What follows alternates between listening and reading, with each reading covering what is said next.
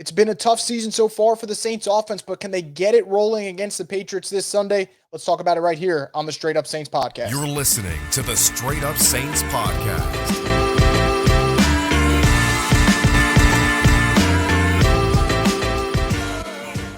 What is up, Who Dat Nation? Welcome back inside another edition of the Straight Up Saints podcast. I'm your host, Christian Vogel. As always, we're brought to you here by Scott McNair. Injury lawyers have been injured in any kind of accident, car, truck, 18-wheeler, or hurt offshore. Scott McNair handles it all. You give him a call at 504-500-1111 for a free consultation. They'll always fight for the win. Joining me on this edition of the Straight Up Saints podcast is former Saints wide receiver Lance Moore. Lance, how's everything, man? Going well. Can't complain. It's still sunny and hot here in San Diego, so our fall isn't quite here yet, but shoot, man, looking forward to the next game because the last one was not great. And as a former player, that's where my mind always was after a poor performance. Can't wait to get to the next one, and I'm sure all the guys in that locker room feel the same way. Yeah, absolutely. And you mentioned it, obviously only 9 points against the Buccaneers. And I think, the two of us and many other people were kind of on the same page in the sense that all the weapons are there for this Saints offense to be really dynamic and just overall put a fun product on the field. And so far, that really hasn't been the case offensively. So I'm curious, since through the first 4 games, there's only one team that scored one less touchdown, 9 points in the past 6 quarters, obviously not ideal. In terms of maybe the shock level for you, like how surprised are you that this really just hasn't materialized? Forget about being, a great offense, but right now they haven't even really been middle of the road. It's been towards the bottom of the league. So where's the shock level to you at? I think the shock is all-time high shock, because the last, at least just the last season, the excuse was, well, we've got injuries and we don't have a quarterback. So now we've got a healthy cast of characters offensively, at least at the, mostly at the skill position, and a quarterback now, right? I mean, this isn't some Andy Dalton guy that we brought in to be the backup. I mean, we gave Derek Carr $150 million. So the expectation is for him to be the leader, to be able to take this team to the next level, right? And what's the next level? I think the next level, obviously as a team, is to win the division and make it to the playoffs. But the next level as an offense is to be one of the better ones in the NFL, not one that's having to trick their opponents and do weird things to score points, to try to manufacture yards and long drives. Like, we have enough talent on this offense to be able to score with anybody. And if we've got the pieces and the health on our side, then what is the issue? Now, I know we're going to get into it, but I obviously have come out and said, I think we need to change that play caller. I'm not saying, and I have never said, that Pete Carmichael deserves to be fired. I think he is a great coach. I think he's been around for a long time and been a very important part of some very, very successful, some of the most successful offenses in the National Football League of all time. So we can't just discredit that. But I just think some people are better at play calling than others. The same way that some people are better as coordinators than they are head coaches. It comes natural to some people. And sometimes you have to work at it for a long time before you get good at it. I'm not saying he doesn't have the chops. Over the last year and some change, it's been hard for me to keep defending him as the guy that's going to get us over the hump when it continues to not happen. I don't really believe that it's going to happen. And hopefully I'm wrong. Hopefully we're all surprised and we come out and we, have 400 yards and score 35 points in this next game. But just going off of what we've seen over the last year and some change, I am not hopeful that he is the guy for the job. And it's not as simple as some people think, well, just fire him and bring somebody else in. Well, you can't bring a new coordinator in the regular season.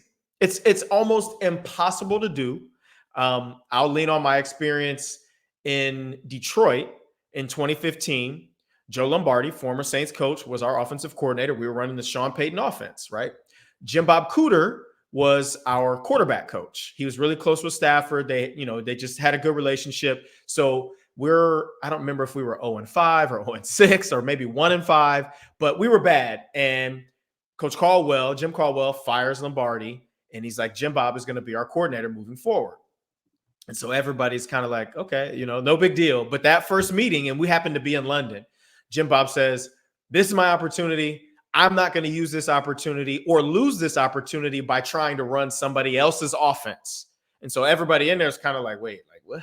Like, is this dude really getting ready to try to change everything? Now, he didn't do that, right? He had been around and been in the offense with Joe Lombardi for the last couple of years. So we kept a lot of the same stuff, but he started to put in his own stuff, and terminology started to change, and it was hard, man. And we're talking about a group of veteran receivers. I mean, it was Megatron, Golden Tate, and myself were the top three guys, and we had obviously been in the league for a minute. So like guys like us having a tough time transitioning to something that's completely different, and it wasn't even a whole different offense. I couldn't even imagine trying to bring in, because people keep saying John Gruden, and he's familiar with the offense. Sure, he might be familiar with some of the concepts, but he doesn't know how we're calling those plays. He doesn't know the terminology. He doesn't know, like, it's a completely different offense. Concepts might look the same or similar, but it's not the same thing. It might have some of the same terminology as far as what a route is, but a concept and the play calls and the snap count, and like, it's just completely different. So I don't mean to just keep going in on this, but this is not a simple fix, I don't think, even if they hire somebody in-house, even if they say, well, Ronald Curry, you are the co-offensive coordinator already. Now you're going to call plays. I think that's the smoothest transition. I mean, that's the guy that's most familiar, other than Pete, with everybody on the offense. And I think he adds a whole nother element because he's a former player. And so having that kind of experience would I think, as a play caller, I would lean on that. Like, okay, these are the things that I like to do. And these are also the things that Derek, our quarterback, likes to do. Let's mesh those things together and figure out the best plan forward for us to have success, because just doing the same things over and over again and expecting a different result. I mean, every Sunday, it's like, I would love to blow somebody out. When is the last time the Saints have blown anybody out? I mean, I don't remember. And so it's hard enough to score points in this league. But if you are constantly leaning on your defense to put you in positions to score, or your defense to limit opponents' scoring in order for you to even have a chance to win, that's just too much pressure on one side of the ball. And hopefully we get it together. And if there's not a change, I hope they figure it out, because it is really, really frustrating as a former player and now fan to watch them play offense. Look, I'm glad that you kind of put that all into motion, because I was going to ask the two questions that I was going to follow up with. The first one was going to be kind of to what you alluded to, where yes, it's fun to theorize. Okay, you could bring a new mind in, but like you said, 4 weeks have gone, and the time it's going to take to kind of implement the new system, by then you can't. And if people think that the offense looks frustrating now, just imagine having, trying to put a whole new system in while you're getting ready for, let's say, a Bill Belichick defense this Sunday. That would probably look like a disaster too. And then the follow-up also would be, which you alluded to, and I think you talked about over the weekend, was if there is maybe, and there isn't really a smooth transition, but if there's anything that isn't as, let's say, abrupt, it's maybe getting Coach Curry into that role and seeing how he calls the plays, and maybe gives them a little bit more juice. But you mentioned the offense, and I think it's a great point. You talked about when's the last time they've really kind of imposed their will and blown a team out. I might be wrong, but my mind went to the 2021 season, week 1 against the Packers, when Sean Payton was still there. That's like the last time I can remember this, the offense having a great game. I think Jameis had 5 touchdown passes that day. So it's been a while. And I'm just curious, these type of things, this is what kind of confuses me. And I'm curious what your perspective would be on this. When I see this Saints offense right now, one thing I'm noticing, especially when I'm rewatching the games on that Monday, just kind of following up to see, what the all 22 looks like, it's just confusing to me. 2 things. They're not really using play action pass right now. And then the second thing that stood out to me, not really utilizing the middle of the field that much. And I found that odd because, obviously you've had a lot of success with Pete Carmichael and Sean Payton and just that whole coaching system. And whether it was you, whether it was Marcus, whether it was Jimmy Graham, I felt like you guys use the middle of the field so well. So I'm just shocked that a team that has a pretty good tight end room, that has a guy like Michael Thomas, that has obviously an elusive back who I thought looked really fresh on Sunday, Alvin. Which one shocks you a little bit more? The fact that they're not really using the play action pass game right now, or they're not maybe utilizing the middle of the field as much as you'd probably expect with the arsenal of weapons they have? Well, I mean, let me answer that in 2 different ways. First, I think what surprises me the most is that there is no true identity to this offense. We don't know what kind of offense we have because we don't sustain drives. We're terrible on third down. We're not good in the red zone. And I will give them a little bit of a pass because AK didn't play in the first 3 weeks. So it's kind of hard to establish an identity without potentially your best player on offense, right? So I gave them a little bit of grace for that. And maybe I'll give them a little bit more grace because this was AK's first game last week. But you're playing against a divisional opponent. It's not like you're unfamiliar with what they're going to do defensively. It's not like you're unfamiliar with the personnel. And then you add to that 2 starting defensive backs out of the game.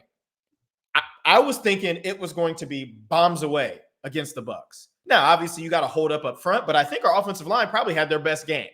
So you hold up front against a good front, and then you challenge those DBs down the field.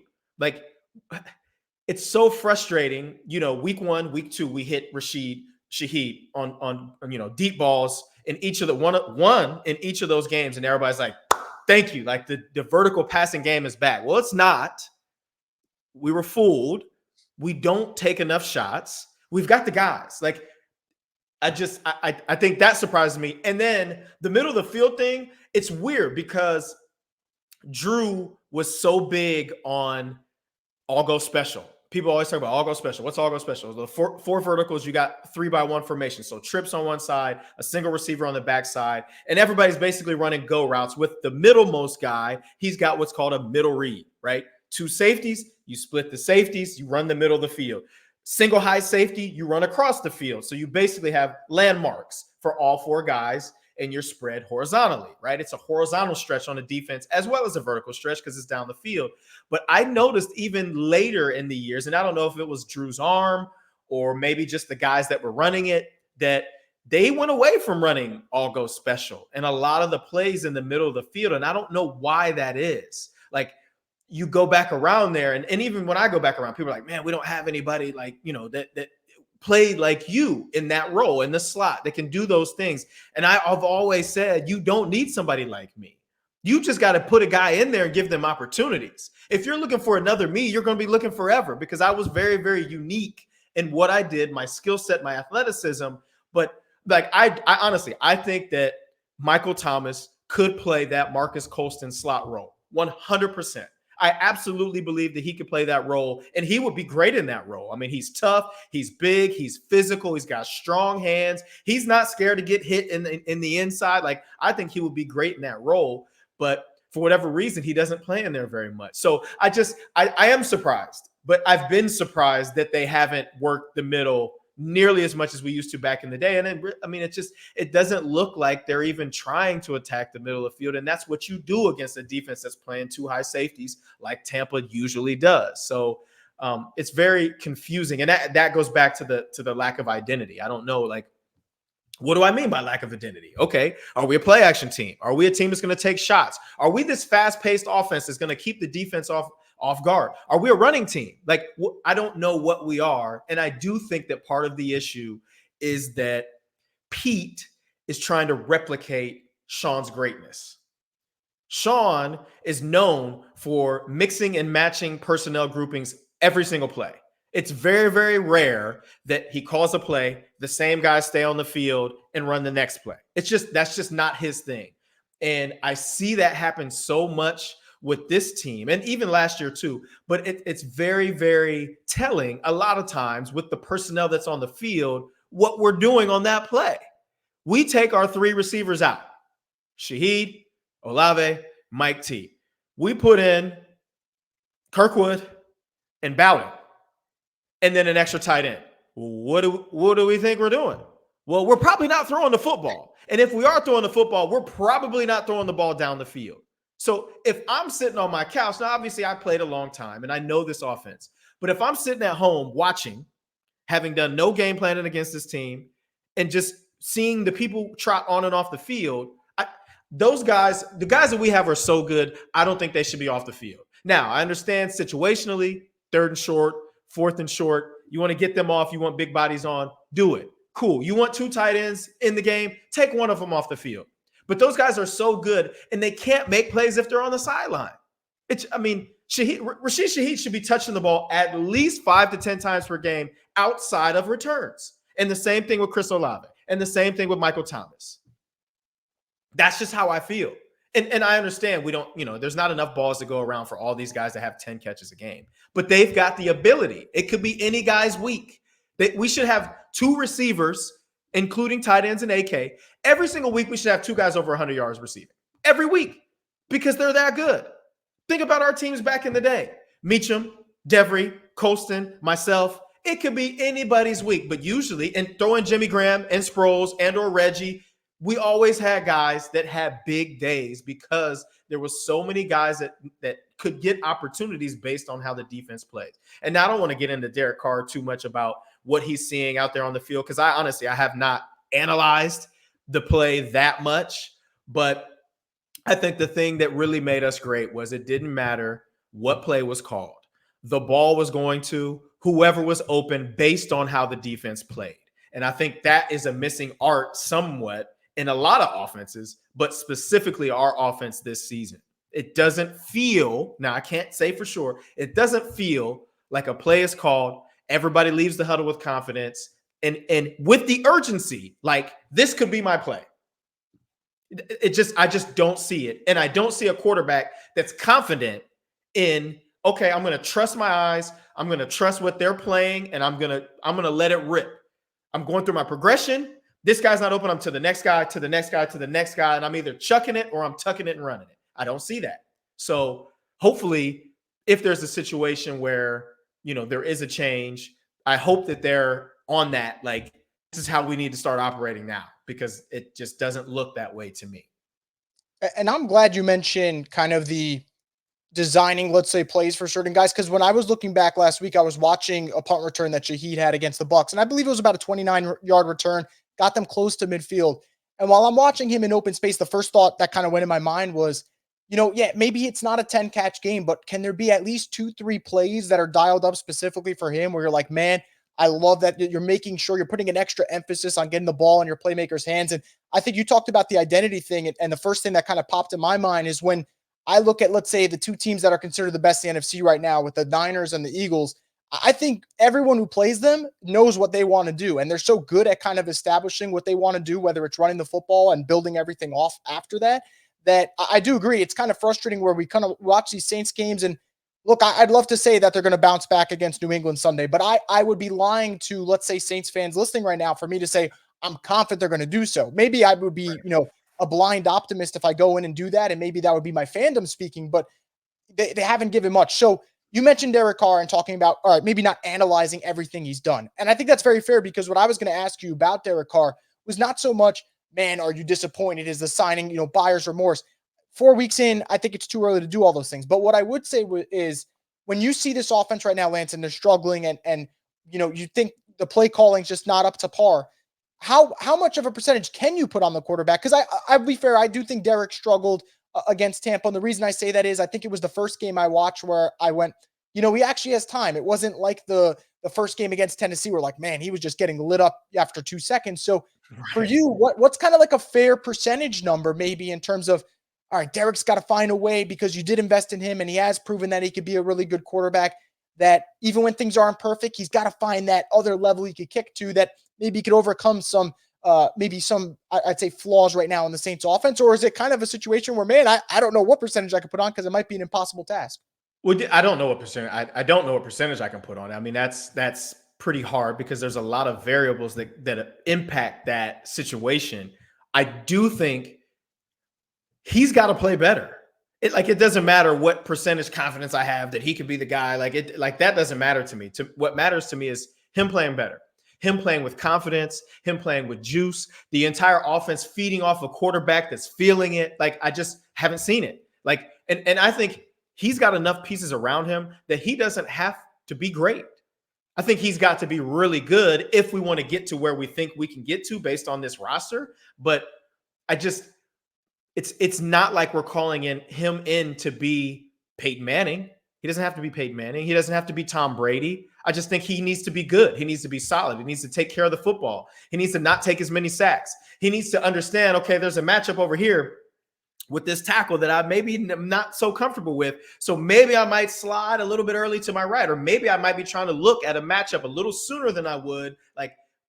to be a veteran quarterback, you have to all this stuff is processed before you even get to the line of scrimmage.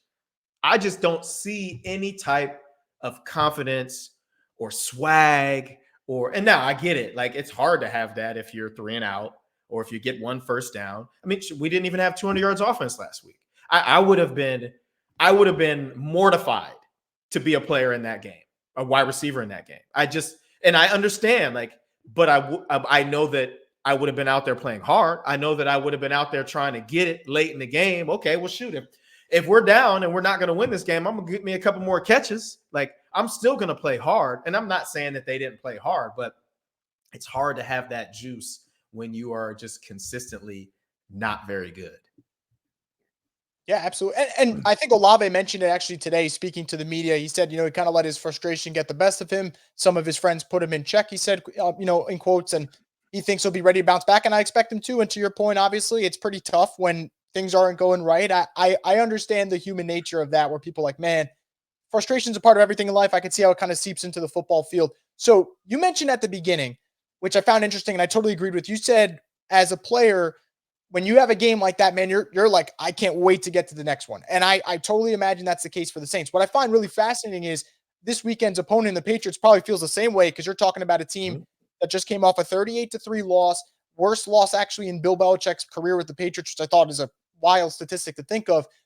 And for this game coming into it, I mean, I know the Patriots have their own issues offensively, just like the Saints. Those two teams, I believe, are 2 of 3 that haven't scored more than 20 points in a game this season. So obviously that's a concern. I look at this, I think the easy read is this is going to be a defensive battle between Dennis Allen and Bill Belichick, 2 really good defensive minds. Do you have any, maybe, I don't want to say confidence level, but is there any kind of feeling in your mind where it's like, everyone's going to say it's a defensive battle, but this might come down to the quarterbacks, let's say, like a Derek Carr, where he's got to make that extra play against Belichick's defense? Like, how do you kind of analyze this weekend's game between two teams that like we mentioned, they're trying to get over last week's loss as fast as possible? Well, I don't think it's just 2 teams trying to get over last week's loss. I think it's 2 teams that have, bigger aspirations, right? And they're trying to right the ship and make sure that this could hopefully catapult them into an ascension and not bad. I mean, like, that loss that New England had was bad, but they're playing against the team that played in the Super Bowl last year. So I would almost say that our loss to the Bucks was worse, even though we didn't lose by as many points. New England has struggled to score at times, but they haven't struggled as much as us. We've got 4 touchdowns in 4 games on offense, which is unheard of. I mean, I remember tons of games we scored 4 touchdowns in a half, maybe even a quarter back in the day. Now, and it's a little bit unfair to compare them to us, but that's what I have to go off of. And I don't think that's the expectation per se for them to be a record-setting offense, but to have the pieces that we have and not to have figured it out yet is very, very disappointing. And I think in order for us to win this game, Derek Carr is going to have to play really well. He's going to have to. That's a really good defense, and they're going to bring pressure, and they're going to be in his face. And it's like, it can't be panic mode back there. He's got to be calm. He's got to be composed. He's got to, every now and again, he's going to have to take a shot. But I think he's going to have to play probably his best game. Yeah, I think that's totally fair. And I think maybe one of the few saving graces, and obviously you don't want this, is Patriots defense won't be at 100%. They lost Matthew Judon for at least a couple of weeks, could be longer. And then, their rookie corner, Christian Gonzalez from Oregon, who looked fantastic first 4 games. Yep. He has a torn labrum, so he's going to miss that game. But then they trade for J.C. Jackson, who schematically is perfect in Belichick's system. With the Chargers, not so much. But last question for you, Lance, in terms of this game, looking at it, I think something that stood out to me on Wednesday when the players were talking to the media, Alvin was kind of talking about what's not working offensively. And the one thing I really liked about that kind of interview he did is he was pretty adamant about, like, he wants to get this run game going. He wants the ball. And I thought he looked, the one thing from this offense I thought looked really good on Sunday was him. I thought there were moments where I was like, man, he doesn't look rusty. They didn't maybe maximize his touches as a receiver. It was a lot of kind of check downs here and there, but I thought he looked really, really fresh. When you look at this Saints team, I know we talked about Derek Carr and how he needs to step up, and I agree with you. He needs to have his best game against the Belichick defense, because last week's performance, this week, it's probably another loss in my opinion if that's what happens. So For you, when you look at this game, do you think maybe against a New England defense, that's where you start setting the tone, maybe a lot of Alvin and Taysom early, and maybe that kind of eases things for a guy like Derek Carr? How would you maybe, if in your head, what would probably be the perfect plan to kind of get this offense going against New England? See, I actually think the opposite. I think a couple of short, quick, easy throws to kind of get him in rhythm right away.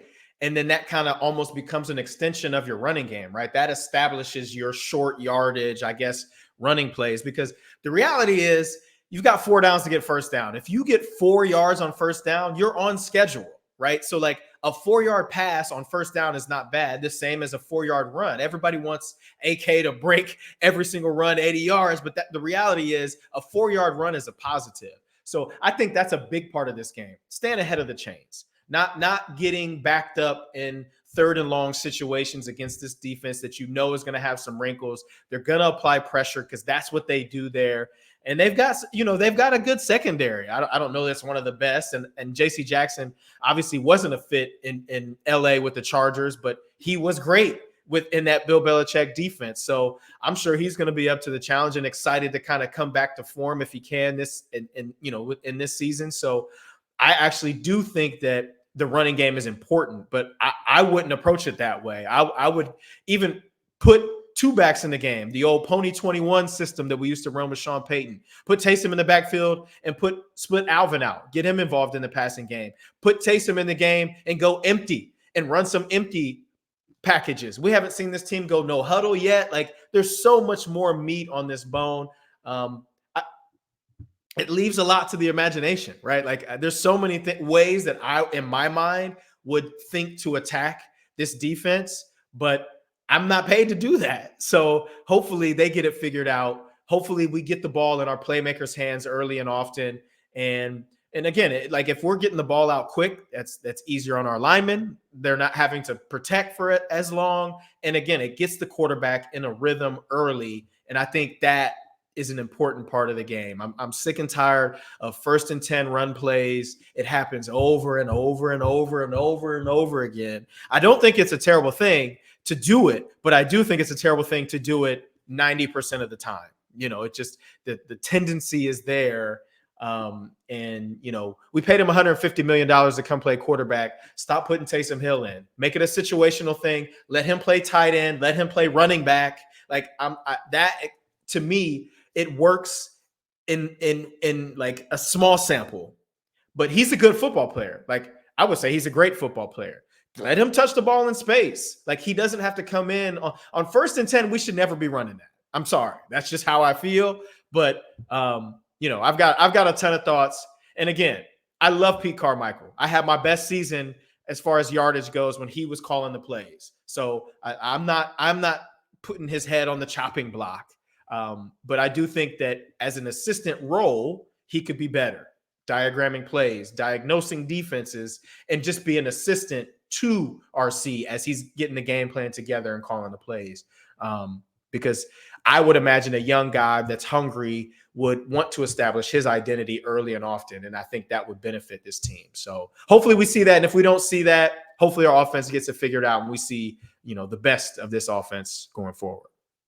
Yeah, certainly we'll see. 2 teams that need a win. And I think for the Saints, if the offense continues to struggle, I'd say the fan noise continues to get louder. But like you said, we're going to hope for the best on Sunday against the Patriots. Lance, thank you so much for joining the show. As always, that's going to wrap it up for us here on the Straight Up Saints podcast. Make sure to subscribe to Boo Crew Media's YouTube page as always, and stay tuned for more content here on the Straight Up Saints podcast, the destination for the Who Dat